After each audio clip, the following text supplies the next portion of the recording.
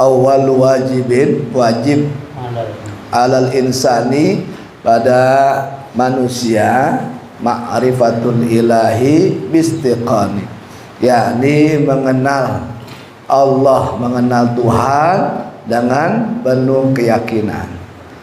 Bagi setiap orang yang mukallaf artinya umurnya 15 tahun ke atas, akalnya sehat, ya, wajib mengenal Allah Subhanahu wa ta'ala melalui sifat-sifat Allah Subhanahu wa ta'ala.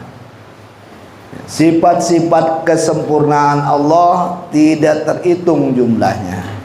Namun yang wajib tadi itu, yang wajib bagi kita nih, setiap manusia ini hanya 20 sifat, sebagaimana jumlah jari tangan dan jari kaki di total 20 sifat, ya.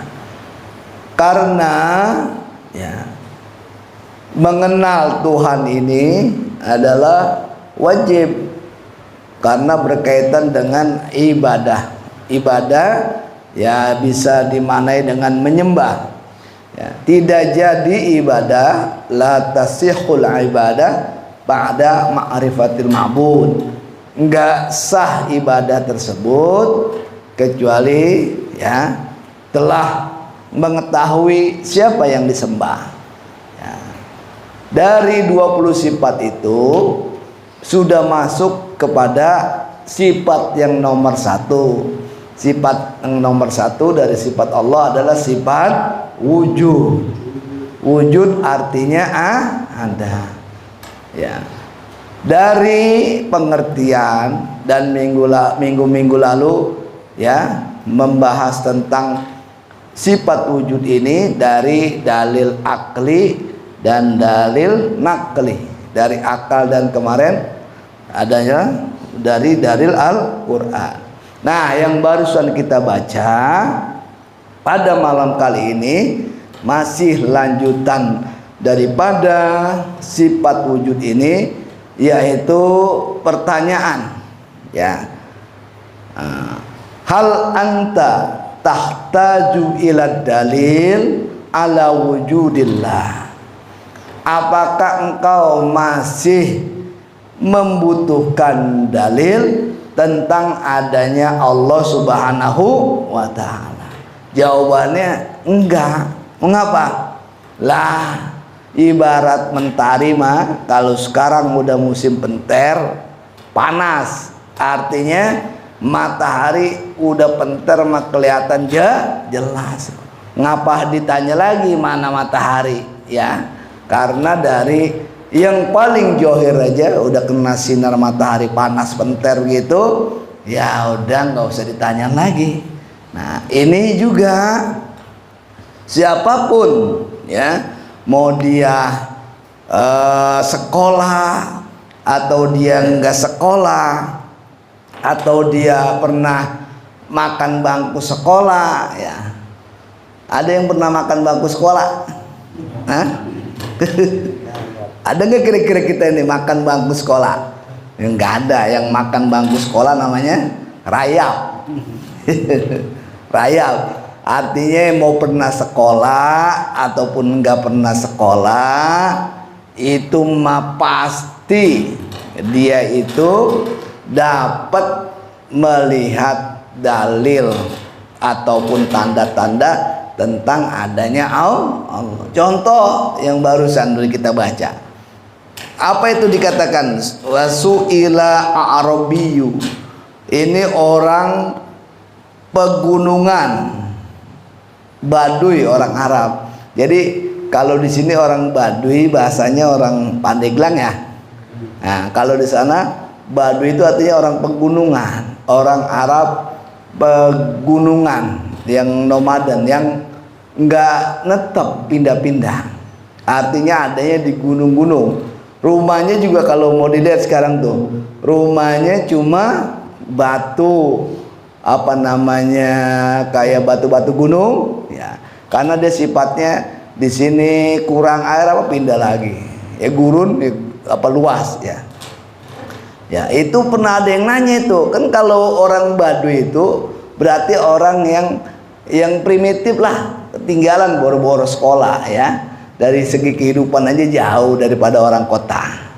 Ya. Ini orang yang primitif lah kalau bahasa kita di sini nih, ya. Orang yang primitif, nggak pernah kenal sekolah, nggak pernah belajar, nggak pernah tinggal di kota, adanya di pegunungan, ditanya, ya.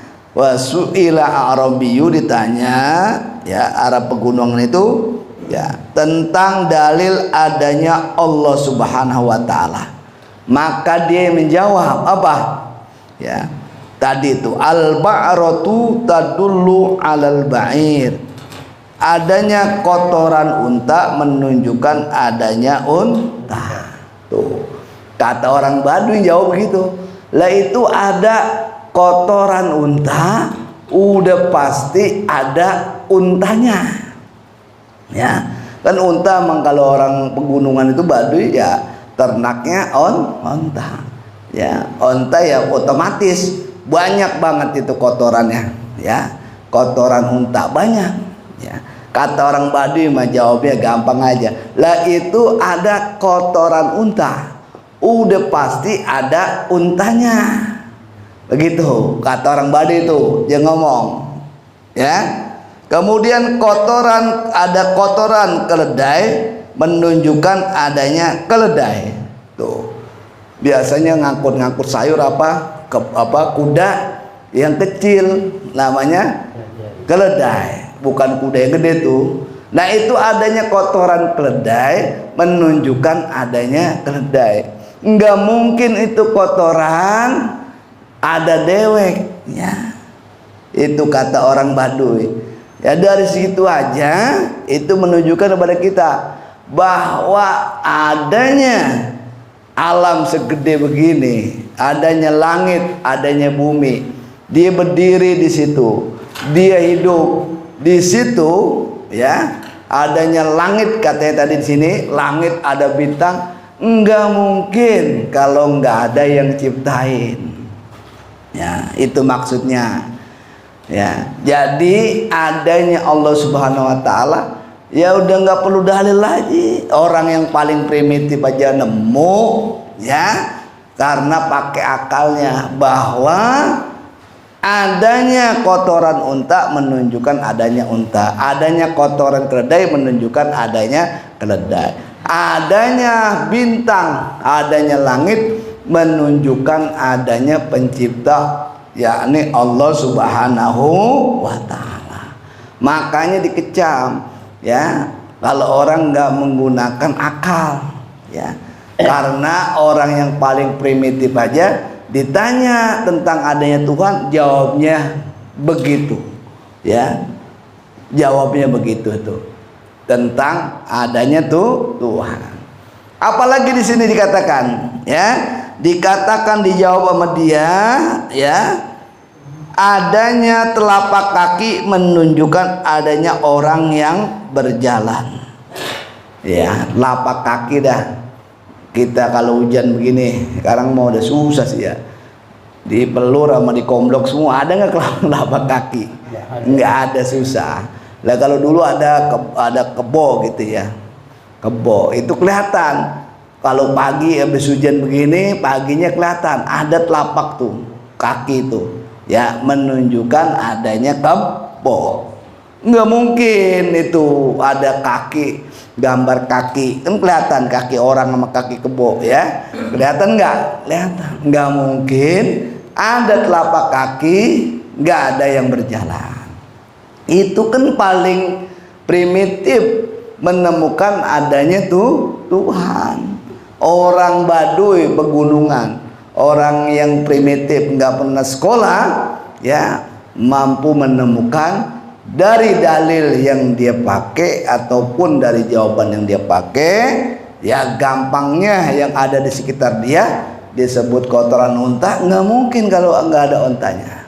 Nah, ini dalil ini menunjukkan kepada kita bahwa kita disuruh menggunakan akal yang diberikan Allah kepada kita. Kalau kita nggak pakai itu akal, ya sama halnya dengan yang kemarin Idul Adha dipotong-potongin tuh, apa namanya? Ya sapi, ya sama. Karena nggak dipakai akalnya, ya sama dah, ya sama. Kalau mau dihitung-hitung, pagi pergi, pulang ke kandang lagi, istirahat malam, besok pagi gelap-gelap udah pergi lagi, nggak pakai asar, nggak pakai maghrib, nggak pakai sholat, nggak pakai lain-lain, tujuannya nyari makan, sama berarti, ya. Padahal kita dikaruniai, dikasih akal, ya. Akal itu dalil untuk menemukan, diantaranya dalil ataupun cara untuk menemukan adanya Allah Subhanahu wa Ta'ala. Maka untuk ngaji ini yang dipakai akal. Kalau akal yang nggak ada, boleh nggak ngaji ini, ya boleh pulang kalau nggak ada akalnya, ya. Ya ini makanya masuknya dikit-dikit doang, ini nggak begitu, ini berkaitan dengan hal yang berat. Nggak bisa yang berat tuh masuk sekaligus. Bisa orang kalau yang masuk sekaligus bisa jengulon jalan, udah jalan dewek, tawa-tawa aja dewek, itu namanya apa tuh? Nah itu kalau yang barang berat tiba-tiba dipaksa masuk sekaligus, bisa ngalor aja, ngalor. Ditanya bang mau kemana, dah tahu aja dewek-dewek, ya ngalor aja, padahal rumahnya udah lewat masih ngalor aja. Nah itu kalau barang berat dipaksa. Ini harus ada pengertian. Nah apalagi dikatakan di sini, dikatakan bahwa adanya, ya, lautan penuh dengan gelombang, wa biharun zatu amwajin. Nah itu dari penglihatan secara zahir aja bahwa di lautan ada gelombang, ada ombak, ya. Ombak itulah yang bergerak terus menyebabkan kapal bisa bergerak, ya itu namanya ombak. Ya, namanya ombak atau namanya lautan itu pasti ada ombaknya, ya. Makanya pelaut itu disuruhnya bukan protes tentang ngapa ada ombak. Kalau pelaut mah disuruhnya bagaimana dia bisa menakodai kapal kalau ada ombak yang gede bisa selamat. Bukan disalahin nih ombak, bukan. Ombak mah yang namanya laut pasti ada ombaknya. Karena lantaran ombak itulah kapal yang gede-gede bisa bergerak. Dari mana sampai mana itu bergerak terus, itu ombak. Nah itu namanya disuruh lihat bahwa di lautan ada ombak. Siapa yang menciptakan, yang membuat itu? Ya tiada lain adalah Allah Subhanahu wa Ta'ala. Kita harus hidup itu. Yang namanya kehidupan juga sama begitu. Yang namanya kehidupan ya ada ombaknya, ya ada ujiannya, ya. Kalau sekolah dari kelas 1 SD sampai kelas 6 ngomong sama gurunya, Pak Guru, saya emang nggak mau ikut ujian, ya. Kata gurunya, ya nggak apa-apa, nggak ikut ujian, ya. Cuman kagak naik kelas, kagak lulus. Kita mah disuruhnya bukan terhindar daripada ujian, tapi doanya, ya, karena ujian itu seperti halnya ombak di lautan. Namanya kehidupan nggak mungkin lepas daripada ujian, ya. Ujian, jangan dikira orang kaya nggak ada ujiannya, ya. Jangan dikira orang kaya nggak pusing. Padahal mah belum ngobrol kan? Belum pernah ngobrol nggak sama orang kaya? Belum. Padahal mah kalau ngobrol sama aja juga pusing, ya. Jangan disangka orang susah, orang miskin nggak bahagia. Jangan disangka, ya, karena belum ngobrol. Padahal mah kalau udah ngobrol tuh, yang kita anggap orang susah, ya orang miskin banget, ya. Itu kalau kita datang main ke rumahnya, ya rumahnya kecil, paling juga petakan kontrakan sekarang berapa? 3 kali ke belakang 10 deh ya, dibagi 3 kotak-kotak. Kotak-kotaknya mah kecil, boro-boro ada AC, nggak ada. Kayak rumah-rumah kita tuh yang gede gitu ada AC kagak, kipas angin kagak juga, karena irit bayar listrik untuk bayar listrik yang pakai kuota. Ya, itu begitu keadaannya. Tidurnya juga nggak pakai kasur yang tebel-tebel, spiring bed apa namanya itu. Kagak. Coba datang itu dilihat, Masya Allah, jam 9 jam 10 itu udah ngorok luar biasa, nikmat tidurnya itu ya. Padahal yang sebelahnya rumahnya gedenya kayak alaihim, AC-nya 8 ya, ngersulanya enggak bisa tidur mulu ya. Duit banyak, orang duit belum habis aja malam masih ada yang nganterin duit, besok pagi-pagi belum melek udah ngantri orang nganterin duit, tapi ngeluhnya enggak bisa tidur mulu. Lah itu yang tadi kita bilang orang susah lah ngorok ya, tidur nyenyak banget. Nah, lah itu menandakan bahwa kita itu harus bahagia, harus senang, bukan ukuran susah, bukan ukuran kaya kalau bahagia mah. Jadi kita disuruhnya bahagia, lepas daripada dia orang kaya maupun orang susah. Tadi kita kan belum ngobrol sama dia ya kan, kita bilang orang kaya duitnya banyak, enak banget aja begini, enak pokoknya dia dah. Belum ngobrol. Padahal kalau udah ngobrol, dah ketemu ngobrol, bagaimana ngopi, laporan mulu, pusing mulu pusing. Padahal duitnya banyak banget, habis beli kebun baru ya, beli lagi, uangnya banyak, tapi laporannya pusing mulu pusing. Tidur susah, jadi malam mulu begadang ya. Udah pagi, udah kena matahari panas, susah tidur juga. Padahal AC tadi bilang 8 AC-nya. Dingin nggak kalau 8? Setiap kamar ada AC. Nah itu berarti menunjukkan duit itu nggak bisa beli tidur ya. Duit bisa aja beli AC, beli kasur, tapi beli tidurnya susah. Lah itu yang kata kita orang susah, rumahnya begitu ya, anaknya 6 Pak. Ini bisa lihat sendiri, 3 kali itu tadi kontrakan, anaknya 6, berjejer terus, tidur enak apa enak. Itu menandakan bahwa jangan dianggap orang yang kita anggap susah itu kagak bahagia. Jangan dianggap orang yang duitnya banyak kita bilang senang terus, susah ya.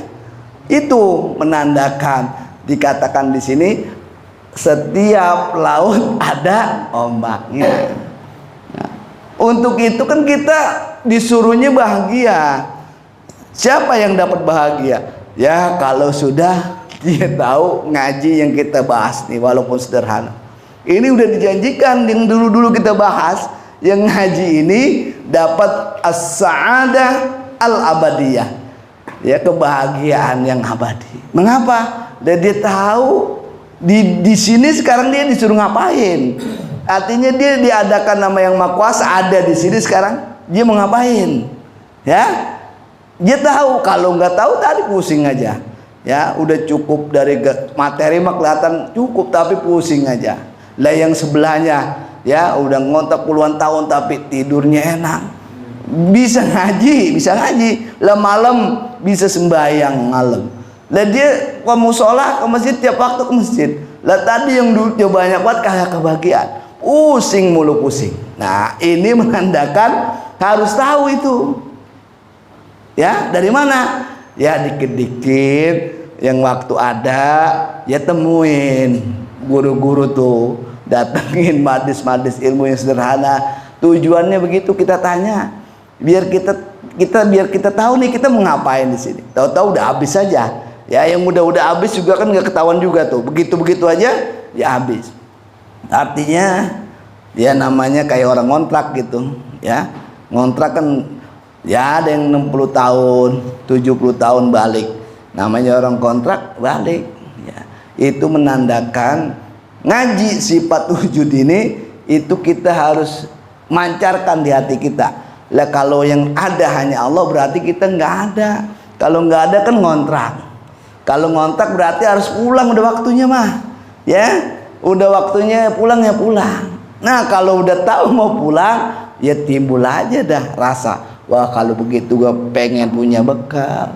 Kalau udah rasa begitu, udah punya pengen bekal, udah mantep tuh. Besoknya udah nyari sarung, ya, nyari peci, ya, nyari masjid, nyari musola. Mau kemana bang? Sholat. Kan udah cakep aja tuh. Kalau udah begitu udah cakep, ya, karena dia tahu posisinya.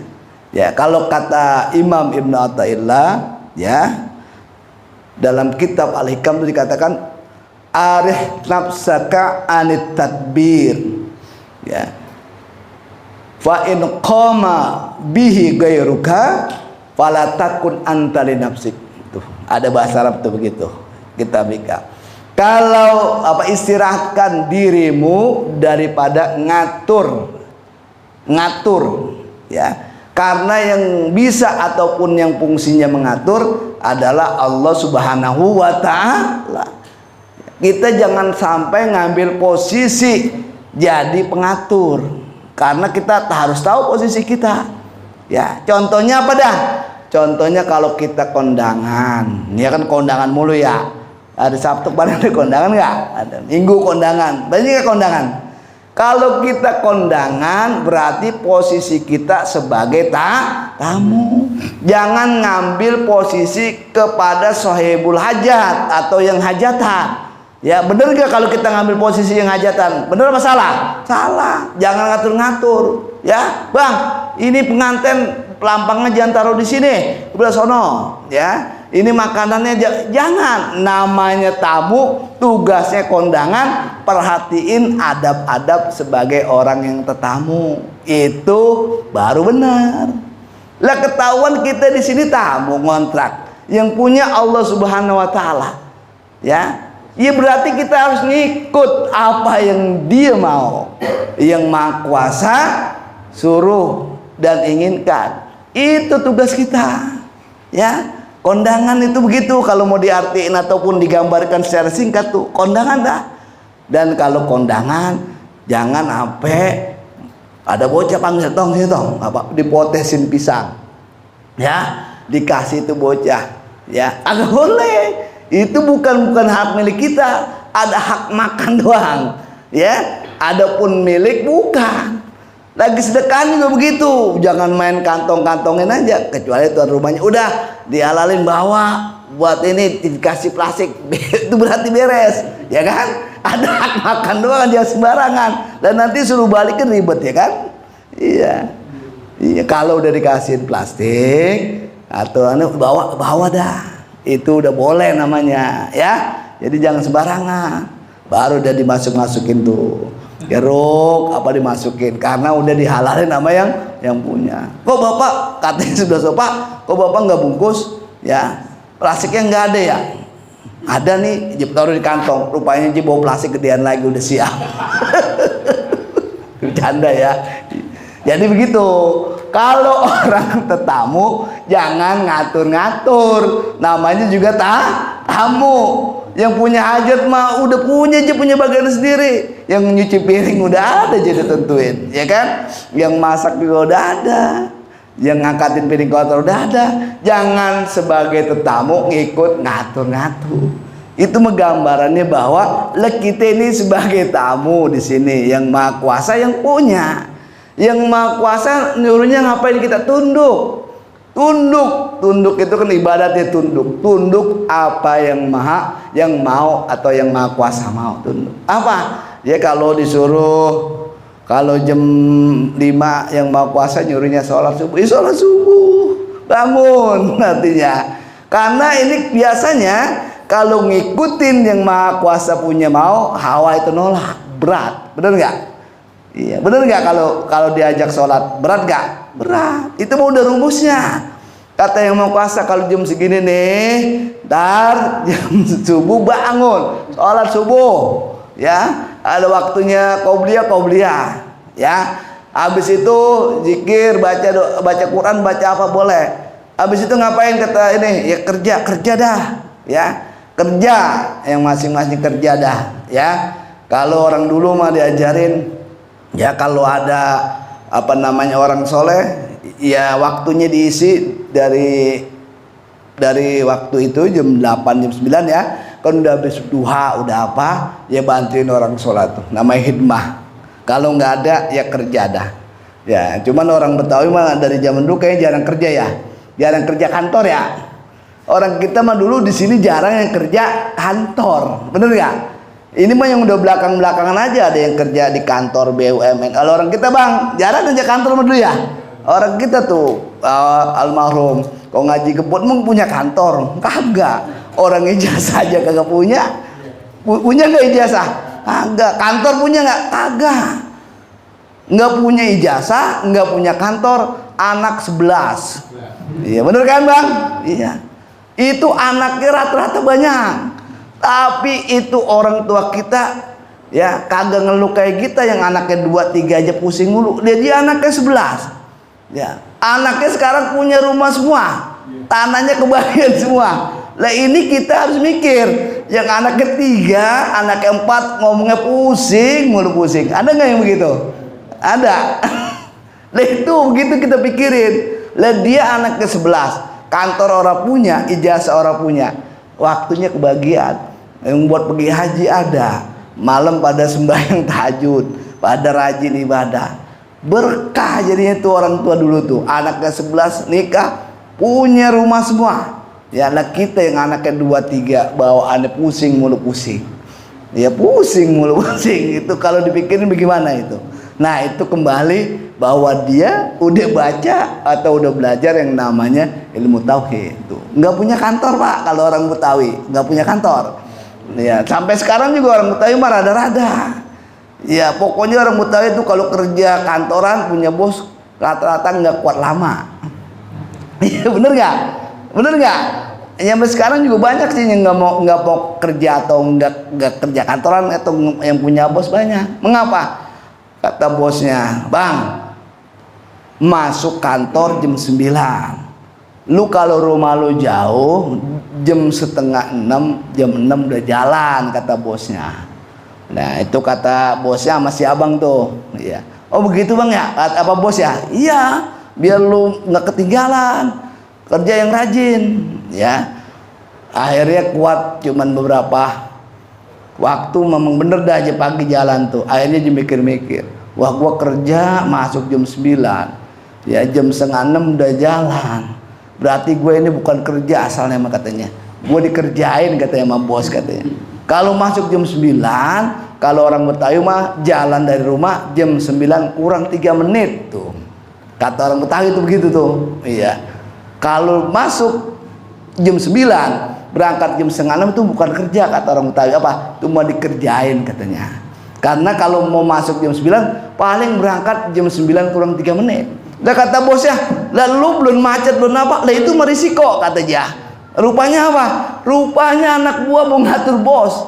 Orang Betawi emang nggak bisa atau nggak mau diatur sama bos. Akhirnya bosnya marah, dipecat lagi, ya ngojek lagi, ngojek lagi. Itu biasa kalau orang Betawi begitu, bener ya bang ya? Iya.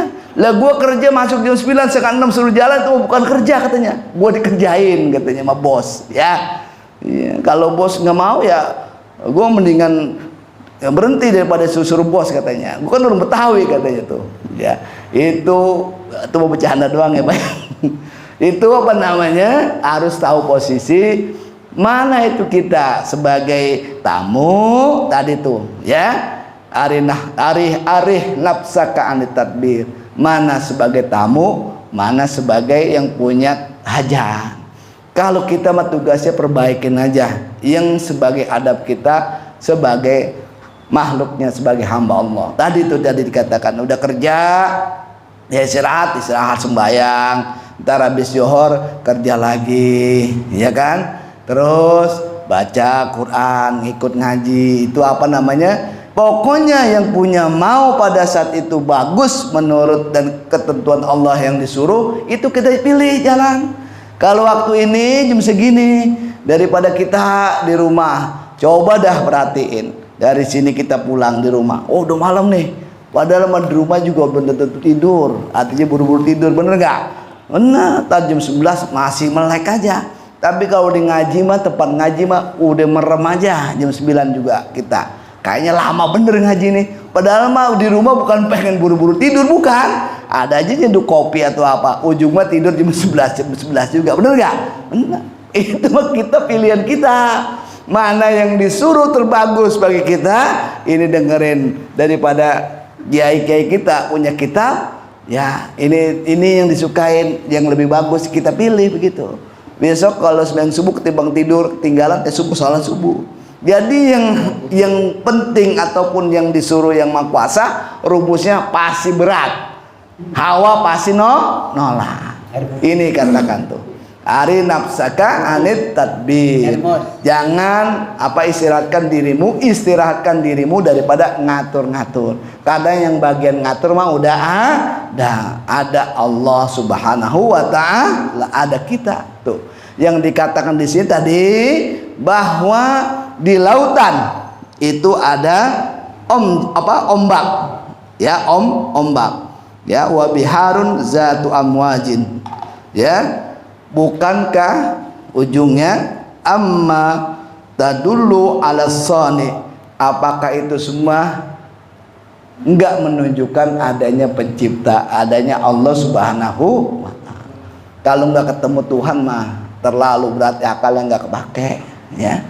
Dan yang paling gampang dah, yang dekat-dekat aja dah untuk mendapatkan kepahaman bahwa Allah bersifat wujud. Tadi kan ombak jauh dah, yang sekarang di depan kita aja dah. Kita di sini nih di depan muka kita ada hidung. Coba pakai akal, hidung itu lubangnya berapa? Dua. Lubangnya dua. Coba dah, kayak bapak tanya bapak-bapak, mobil yang knalpotnya 2 bensinnya boros gak kira-kira? Hah? Boros gak? Mobil yang knalpotnya 2 kira-kira boros gak bensinnya? Boros. Dan kalau kata akal kita, ini lubang HP 2 boros bener, kata kita mah ya. Padahal begitu ngomong begitu, nggak lama dia kegerimisan Pak, hujan kayak tadi. Besoknya hidungnya mampet sebelah. Baru dia berkata, subhanallah, ini hidung kalau cuma satu, yang mampetnya cuma satu, ini napas dari mana bisa koit? Karena ada 2, yang satunya mampet, yang satunya bisa napas. Alhamdulillah. Ini siapa ini kalau bukan yang Maha Kuasa? Ketemu Tuhan nggak? Ketemu. Bahwa yang Maha Kuasa Allah Subhanahu wa taala bersifat wujud, ada.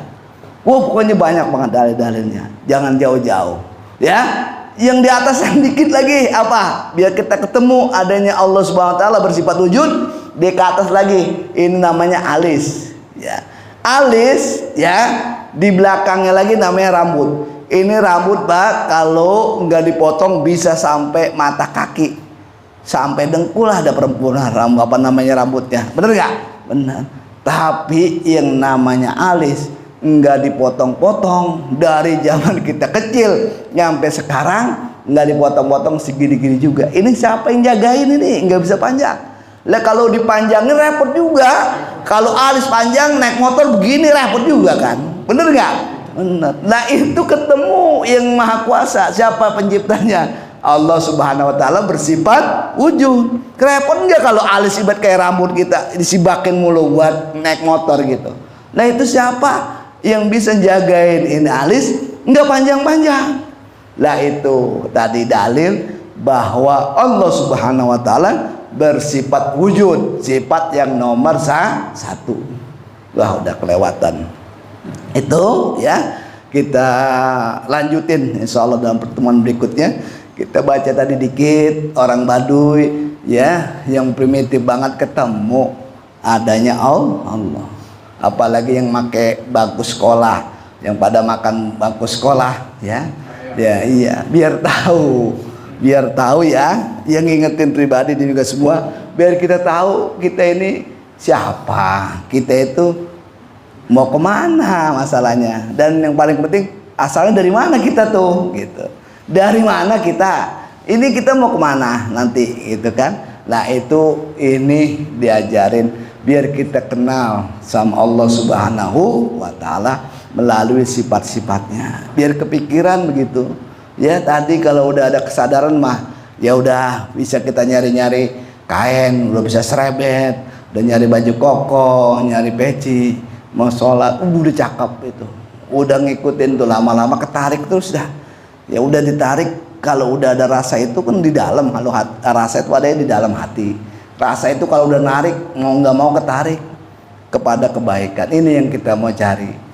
Ya, kita mohon kepada Yang Maha Kuasa, semoga dapat petunjuk, dapat taufik, terus ke depannya daripada waktu yang masih ada ini menjadi lebih baik, dikit-dikit menjadi lebih baik. Ya, minta kalau kitanya baik mah nggak usah repot-repot, keluarga baik, anak-anak baik, dan RT setingkat RT baik, ya Pak RT-nya nggak pusing juga, begitu. Yang mulainya dari dari diri dulu, dari sendiri, ya. Jangan Pak RT jadi pusing mulu ngurusin sampah, bener nggak? Bener. Sampah ini baru diangkat, baru 15 menit udah numpuk lagi di situ tuh, iya kan? Diangkat di sini, kena jalan terus kalau ngangkat sampah. Belum sampai di sono, belum balik lagi udah ada lagi sampah, ya kan? Itu tadi dikatakan pribadi-pribadi yang baik, jadi keluarga yang baik, jadi keluarga yang baik, tingkat RT cakep baik, ya alhamdulillah, terus begitu. Itu harapannya, ya, menjadi baik ke depannya. Allah berikan kepada kita semuanya akhir daripada hidup kita yang kita doakan tadi. Mohon Yang Kuasa husnul khatimah, husnul khatimah, husnul khatimah, amin ya rabbal alamin. Al-Fatihah. A'udzubillahi minasyaitonir Bismillahirrahmanirrahim. Alhamdulillahirabbil alamin. Arrahmanirrahim. Maliki yaumiddin. Iyyaka na'budu wa iyyaka nasta'in. Shiratal mustaqim. Shiratal ladzina an'amta 'alaihim ghairil maghdubi 'alaihim waladdallin. Rabbighfirli. Ayo aja. Rabbana taqabbal minna innaka antas samiul alim wa tub alaina innaka antat tawwabur rahim. Rabbana zidna wa auladana ilman nafi'an wa barik lana fima razaqtana waj'alna mahbuban fi qulubi ibadik wa azizan fi uyunihim waj'alna wajihan fid dunya wal akhirah minal muqarrabin ya katsiran nawal ya sanafian ya qaiman bila zawali ya mubdi'an bila misal. Lakal hamdu wal minnatu wasyarafu ala kulli hal waghfir lana dzunubana wa liwalidina warhamhum kama rabbawna shighara wa li jami'al muslimina wal muslimat wal mu'minina wal mu'minat bi rahmatika ya arhamar rahimin warzuqna wa auladana wa banatina min ahlil ilmi wa min ahlil khair wa min ahlis salih wa min ahlis salihah. Rabbana taqabbal minna innaka antas samiul alim wa tub alaina innaka antat tawwabur rahim. Rabbana atina fid dunya hasanatan wa fil akhirati hasanatan wa qina azaban nar. Wa sallallahu ala sayidina Muhammad wa ala alihi wa sahbihi wasallam. Subhana rabbika rabbil izzati amma yasifun. Salamun alhamdulillahi rabbil